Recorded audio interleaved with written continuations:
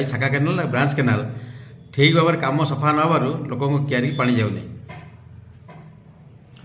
Actually प्रकृत में जल संपद विभाग केन्द्रापड़ा राजस्व जिले में पूरा स्थाणु अवस्था पड़ी।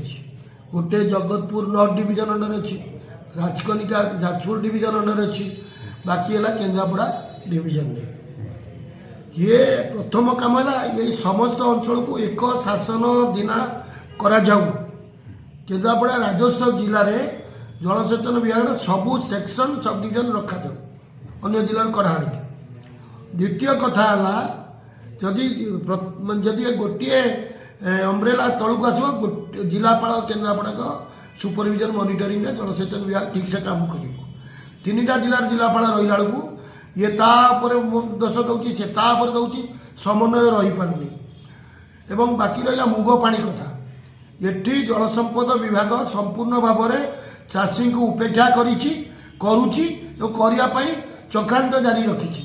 केवल ठिकादार को पोषापाई जंत्री ठिकादार का मसुदा रही, मधुचंद्रिका रही। बहु वाद प्रतिवाद आंदोलन पर जितेबले उपर कर्तृपक्ष पक्षर निर्देश आसला पानी नाम को मात्र छड़ागला। ब्रांच केनाल शाखा केनाल सफेईगलानी मरामती है पानी मात्र आंठुए तलुक रोचे। तेणु से पानी रे मुग चाष सफिसीयंट नुहे। एवं ये पानी जो 10 दिन 15 दिन दवाई कहला 2-3 दिन दिखाई तापर बंद करदे। ठिकादार को सेठू पैसाटा को ठिकादार माध्यम जंत्री ठिकादार लुटि ने पानी रे भासीगला आम काम। ये हूँ स्ट्राटेजी।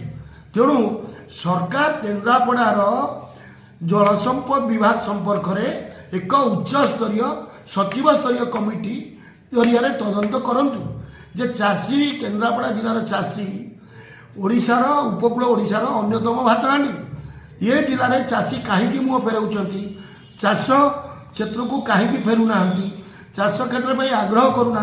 जितेबाला डबल इंजिन सरकार चाषी स्वार्थ गुरुत्व देती अमलातंत्र माने डबल इंजिन सरकार कार्य को उपेक्षा करी बाधा देवाई चक्रांत जारी रखी। तेणु मु निवेदन करी सरकार ए दिगरे तुरंत पदक्षेप ने।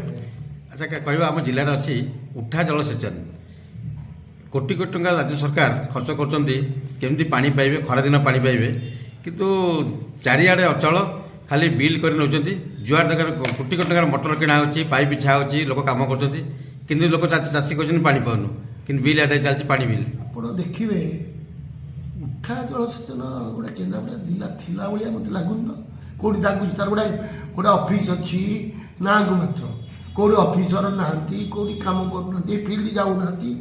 पानी पंचायत टोटाली ठिकादार मानक एवं राजनेता मानक कंट्रोल अच्छी। चाषी पानी पंचायत कर्मकर्ता नुह। पानी पंचायत गोटे बड़ माध्यम जुटे ठिकादार जंत्री की लुटियापाई। तेणु आप लक्ष्य करेंगे बटामुंडई अंचल गणमाध्यम प्रकाशित एकदम पढ़ुली आपणकर जो अंडरा पाखे जो जोर अच्छी से जो प्रगति चाषी क्लब होती गत फनी पॉइंट अचल होगला 6 वर्ष होगा लोक से माने जंत्री उठा जलसेचन विभाग जनइले से कार्य कले ना एपर्यंत से उठा जलसेचन पॉइंट सचल होगा इलेक्ट्रिक लगे इलेक्ट्रिक लगे फसल हम बर्तमान फसल बेकार हो ना। तेणु ये गोटे कौन कि टाइप ऑफिसर मान मनोवृत्ति बढ़ी गत गवर्नमेंट रु ऑफिसर मान मानसिकतार आदौ परिवर्तन होना। सकारात्मक ढंग से यदि अफसर मैंने चिंता करेंगे ताहले चाषी उन्नति हम ना। मोहन सरकार माने जेते चेष्टा कले भी ये अफसर मैंने करेदेवे ना। जिलापाल निजे गोटे मॉनिटरिंग करने दरकार। एवं मु जानिबारे मोहन सरकार को जहाँ दृष्टि आसी मोहन सरकार जहाँ मोहन माझी जहाँ करवा आज सी निजे चाहिए कौन हम ये मैंने कर दूना। तेणु मु सरकार को निवेदन करी ए दिगरे तुरंत पदक्षेप ने। अच्छा आम जिले में बन्या बात्या ये लगी रही से बन्या दाऊ रक्षा करने जिलार विभिन्न नदी बंध गुड़िक सुदृढ़ीकरण कराऊँच नदी मानक स्पर कराऊँच पथर बेकिंग कराऊँच से दशम हूँ एक ये बन्या ये अंचल सेठी बोधे पूर्व वर्ष मे मसरे 12 କୋଟି ଟଙ୍କାର ଏକ ପଥର ପ୍ୟାକିଂ ସ୍ପର କାର୍ଯ୍ୟ ପାଇଁ ଟେଣ୍ଡର ହେଲା। ନାମକୁ ମାତ୍ର 10ଟି ପଥର ପକାଇକି ସମ୍ପୂର୍ଣ୍ଣ ବିଲ୍ କାମ କରିବେ କଲେନି ଠିକାଦାର ନେଇକି ପଳେଇଗଲେ। ଆମେ ଖବର ପାଇଲୁ, କ'ଣ କହିବେ?